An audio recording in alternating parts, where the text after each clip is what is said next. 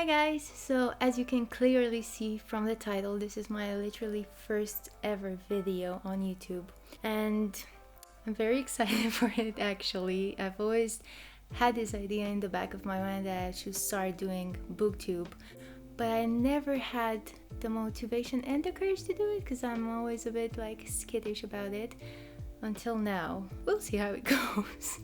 Still very nervous about it, but still. 2020 has brought the reader side of me because I've been so bored, and I decided why not challenge myself since I cannot do anything literally because everywhere it's closed and you have to obviously stay at home. And I decided to challenge myself to read 50 books. I know it's not a big challenge, but for me personally it's a huge challenge to undertake. So I thought, why the hell not? Like, if not this year, when I'm gonna do it, like when I have all the free time possible. When talking about books, the genres that I usually tend to read most in are definitely fantasy, thrillers and horror and mystery. Obviously I wouldn't be reading only fantasy, and 50 fantasy books would be a bit too much, and I like that I have to like spice things up with a classic, with a non-fiction from time to time. And I'm actually currently reading the 5th book in the series Wheel of Time, which has been a ride. I've taken a bit of a break midway in the 5th book because I feel like I'm burnt out at the moment. I absolutely adore the Wheel of Time series. It's so good, it's so immersive, it's so complex with so many characters, and the world building is just amazing. But when you know you've got 14 books, big books to read, to go through, and you're on the 5th one, I feel a little bit burnt out. Not that I don't enjoy them anymore, but I stopped a little bit. So I've started reading to take a little break from Wheel of Time and started reading Lock Every Door by Riley Sager, I think it's pronounced. And it's so good at the moment. It's around 350 pages, I think, so it's not a big book, but until now it's so spooky and it's so mysterious. I absolutely adore the setting. It's very gothic, and I don't know why it makes me think of Rosemary's Baby, the movie. I really hope the ending though sticks the landing, and it's amazing because that's my problem with thrillers. You can love them all the way until the end part, and the end part lets you down so bad that you're like, oh, it's a 3-star for me. Okay, so now that I told you guys what books actually I'm reading currently, I want to tell you guys, since this is obviously my first video ever on YouTube and you guys aren't caught up with what I've read in 2020, I want to give you like the stats of all the books that I've read this year, so you kind of get the gist of it, how many genres I've read, how like obsessed with fantasy and horror I am, and you know. Yeah, let's get into it. I don't know if you can really see my bookshelf, but I had to take a few of the books out so I can show it to you guys. But I mostly read ebooks, so I'm not gonna have a lot of physical books. I think I have like 4 with me here to show, but I'm gonna put pictures of every single book that I've talked about. Oh, I absolutely adore this, and the first book that I've read this year is JFK by Stephen King, and this was amazing. I've always loved Stephen King, obviously, but I never actually read a novel of his. I only read like short stories of his until this year, and I read this and it changed my life. Not really, but it's such a good book. I gave it like 5 stars because I couldn't give it any other rating, but it was such an amazing concept. This is the story of a guy named Jack Epping who is a teacher in our time, probably like 2010 or something like that. I don't really remember because it's been like 8 months since I read this. My memory is so bad. So this guy goes to a diner in his local hometown, and the owner of the diner shows him in his storage room a portal through which you can go back to the 60s. It's so hard to find a book or a movie which actually makes sense, like the time traveling part makes sense and it's not flawed or has all these holes in it. It's amazing. It's so good. This book is so satisfying. The characters, obviously Stephen King, and the characters that he creates are so realistic.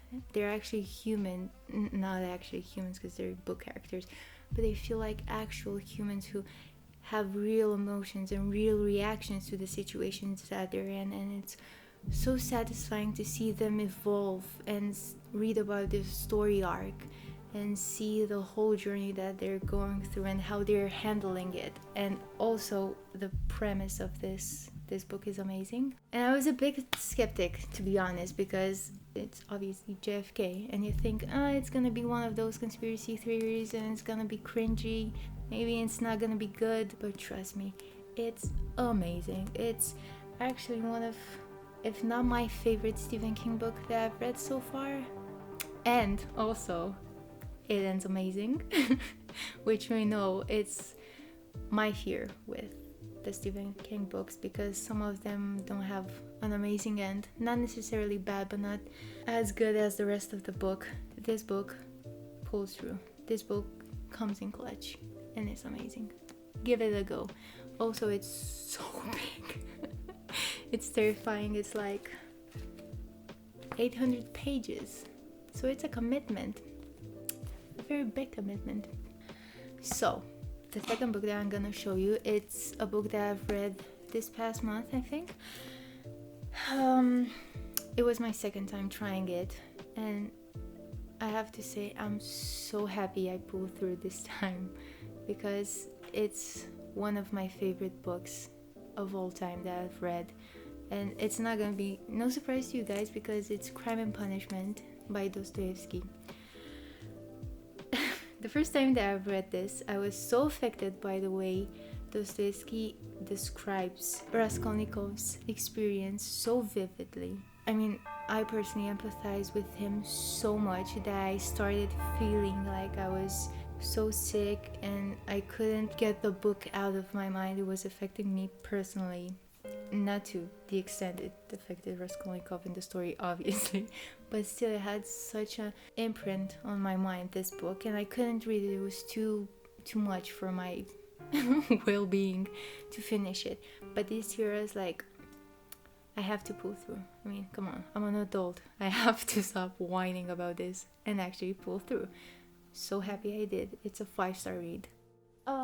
This book, the next book, a tiny book. It's always been on my radar. I've tried to read it like 4 or 5 years ago. Couldn't. Forgot about it. And then I saw the TV series Black Sails.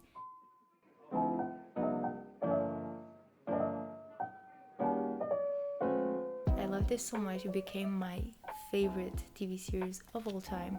Literally perfection. Amazing. Superb. Then I found out that it was based on Treasure Island, the book I tried to read 100 years ago. And I was like, I have to do it for Black Sails. I have to pull through. It's so good. It's the perfect pirate story. It's very satisfying, very adventurous, with amazing characters, and it's very, very, very short. You can actually read it in like 1-2 days, depending on how fast you read. It's like 210 pages long, plus the first few chapters are perfection. They're so good. It's so spooky, you don't know what's going on, and I absolutely adore all the characters in this book. Would definitely recommend, especially it's tiny. You can do it. I trust you. You can do it. So, ever since I was little, I absolutely adored Sherlock Holmes. Basically, Sherlock Holmes was one of the only books I was very obsessed with when I was little. And I absolutely hated Agatha Christie. And this month, I decided to give it another go, because I've always read a bit of Agatha Christie and I was very disappointed by her characters, which lack any depth in my opinion, and it's not very satisfying. Like the stories, the mysteries, the twist, not satisfying. And I decided last month, I think I read this. Yeah, I think last month I decided to give it a go, and I read The ABC Murders. And my god, do I love it. And I feel bad. I hated her for such a long time. So I was in a bit of a reading slump, I think. Yeah, I was in a reading slump because of Wheel of Time again. And I decided to take a break, a 1-day break from it, and read something else. And I picked up this book because I have a whole freaking collection. I don't know if you can see it right here. 30 books of hers, which I don't read. I was like, I have to. Also, in my opinion, they're very pretty. All the colors, they have different colors, and it's cute. So I gave it a go, and I absolutely adore this. It's, I think, one of her first books, and you can tell because she's still interested in Hercule Poirot, and she actually writes him like a real character, not someone who comes up in the last 5 pages and says, here you go, this is how the murder happened, which happens in the later books. No, this is actually true. What? It's not true. That's not a true crime. The characters feel full-fledged and well-rounded characters, and the mystery is so interesting and so thrilling. I couldn't put this book down, literally. It was so enthralling. And I love this. It's a 5-star, if you cannot tell. 5-star. I actually don't give that many 5 stars, so it's not... I know I only showed 5-star books, but not usually. And give it a go, please, if you love Agatha Christie and haven't read this, which is highly unlikely because it's very popular. Or if you're like me and you hated her, please give it a go because it'll change your mind. And the last book that I'm gonna talk about that I have hard copy is still one of the top 3 books of my life that I've read because I absolutely adored it. And the book is The Count of Monte Cristo by Alexandre Dumas. Such a beautiful book. This is the first volume because it's one big book and I have it in 4 volumes. The whole book is 1,400 pages, one of the biggest books ever written, but it's so worth it. It's amazing. It's one of my favorite books of all time. 5-star. So this book follows Edmond Dantes, and he's just a typical young sailor who's just trying to get by. He has a father, an old father. His mother died some time ago, and then one day everything goes south. And when I mean south, very, very, very south. He is falsely imprisoned, and this book turns into such an amazing revenge story. Such intricate plots and intricate, amazing, well-rounded, because I like to say the same words over and over again if you cannot tell already, but such complex and beautiful characters. And the thing I like the most about, I don't consider this to be necessarily a spoiler, but the thing I like the most about this book is that at the beginning of the book you know everything about Edmond Dantes, and you know more about what is happening to him than he himself is. And he's a bit of an underdog. He's not an idiot, but he doesn't know everything and he doesn't catch on to things as quickly as maybe he should. But after this volume, things turn. You don't know as much as he plots things, and to see them unravel without having any clue as to what he's planning to do, how he's going to take his revenge, is so satisfying. You get to see his arc from this young boy to this man who's set on revenge, and you're not sure anymore if you're rooting for him or if he's doing the right thing or if he's taking this revenge thing too far. And the ending, I cried so much at the ending. I know I made a fool of myself, but I cried so much at the ending of this. So please, if you have the time, give this a go. Worth it. Another writer which I found out this year, and I have to say I'm obsessed with, is Neil Gaiman, which my mom hates. She likes some of his stories, but some she's like, I'm gonna DNF this because it's bad. And actually I DNF'd one myself, which is American Gods. I couldn't I couldn't. I couldn't. I'm gonna try again. Once I finish Wheel of Time, I'm gonna try to give it another go.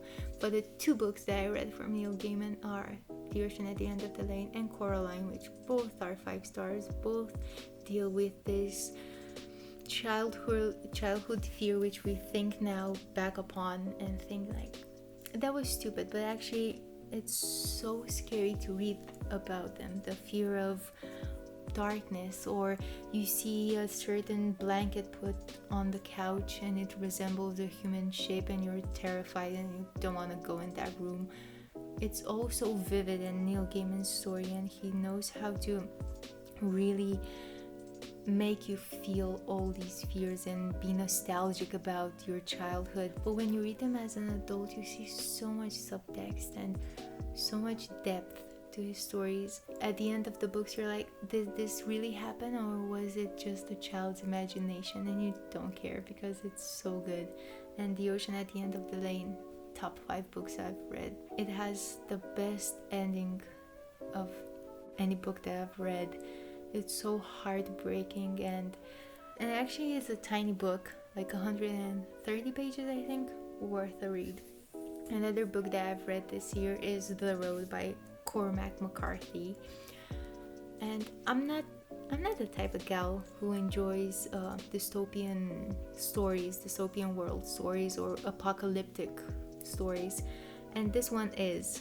And I don't like, it sounds very bad of me to say like I hate this genre, because I don't hate it. This book I give it like 4 or 3.5 stars, which is a very good like rate. But the thing that puts me off about apocalyptic stories is the fact that you have so little, like such a small itsy tiny number of characters. And I like fantasy. That's my main genre. And in fantasy you have like 100 characters each page. And the fact that in these apocalyptic stories there are like 5 people or 2 people like in this story puts me off, because I sometimes get bored with them. But this book convinced me and I actually enjoyed it. I don't know if I'm gonna read. I have like Metro 2033. I'm gonna give it a go. But this book, The Road, was so interesting, and the relationship between the father and the son was so heartwarming. And yes, I cried. This is a reoccurring motif in my life. I cry a lot after I finish a book, which I like, or I at least enjoyed.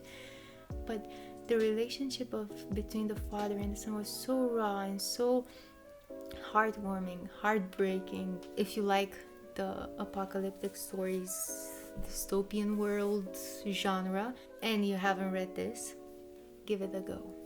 Another book though that I thought I didn't like at first, but now I cannot get it off my freaking brain, and I absolutely love it. It's Stephen King's Revival, which was such an amazing, beautiful story about hope. Also, I absolutely adored this character, the main character. I forgot the name, sorry, I forget things, but I absolutely adored this character. And the fact that the beginning, and the fact that I didn't like about this book was the middle. It felt a bit draggy. If that part wasn't in it, I would be like, it would be a 5-star book, but now it's a 4-star book because of the middle. But my god, was the beginning and the end amazing and so satisfying. And also the villain of this plot has one of the best villain introduction in every book that I've read. It's so good, it's so scary. I was literally terrified. I was so interested to see how the story would pan out, and I absolutely love it. And also the concept of the whole book is very interesting, and how it deals with religion and hope. And also, just to remind you guys, I'm in the middle of the 5th book in the installment Wheel of Time series, and reading Lock Every Door, which is still so great. I'm not gonna do any reading vlogs as of yet because I'm way too lazy for that, but I'm gonna, in the August wrap up, I'm definitely gonna talk more in depth about the books. Not Wheel of Time, because it's very hard not to give any spoilers so far into the series, but Lock Every Door, definitely. And I don't know how to do an outro, because I've never done this before, but see you in the next episode. Bye!